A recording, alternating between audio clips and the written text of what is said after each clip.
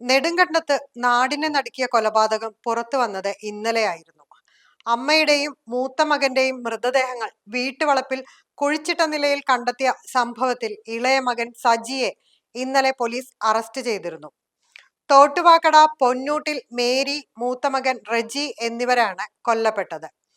സ്വത്ത് തർക്കവും മാനസിക പീഡനവുമാണ് കൊലയ്ക്ക് കാരണമെന്നാണ് പ്രതി മൊഴി നൽകിയതെന്ന് പോലീസ് പറഞ്ഞു.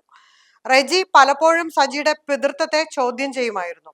ഇത് റെജിയോടുള്ള വൈരാഗ്യത്തിന് കാരണമായി. താൻ വിവാഹം കഴിക്കാൻ റെജി സമ്മതിച്ചിരുന്നില്ലെന്നും അതിന്റെ പേരിൽ തർക്കം പതിവായിരുന്നെന്നും സജി പോലീസിന് മൊഴി നൽകിയിട്ടുണ്ട്.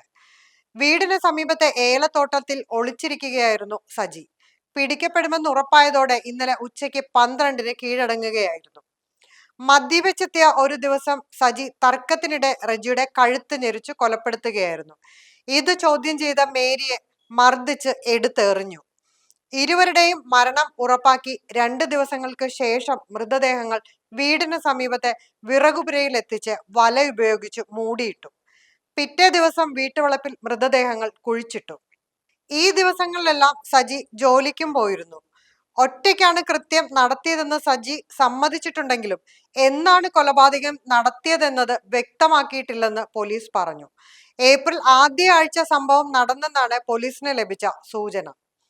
സജി കുറ്റം സമ്മതിച്ചതിന് പിന്നാലെ മേരിയുടെയും റെജിയുടെയും മൃതദേഹങ്ങൾ ബന്ധുക്കൾക്ക് വിട്ടു നൽകി.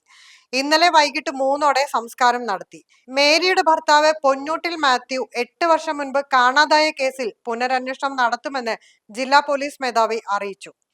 പോലീസ് അന്വേഷണം ആരംഭിച്ചതോടെ വീടിന് സമീപത്തെ ഏലത്തോട്ടത്തിലാണ് സജി ഒളിച്ചിരുന്നത്.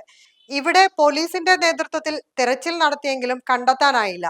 പോലീസ് ഇന്നലെ പകൽ ഡ്രോണും ഡോഗ് സ്ക്വാഡും ഉൾപ്പെടെയുള്ള സംഘങ്ങളുമായി എത്തി തിരച്ചിൽ ഊർജിതമാക്കിയിരുന്നു. ഇതിനിടെ വീടിനടുത്തുള്ള വഴിയിലൂടെ നടന്നുവന്നാണ് സജി കീഴടങ്ങിയത്.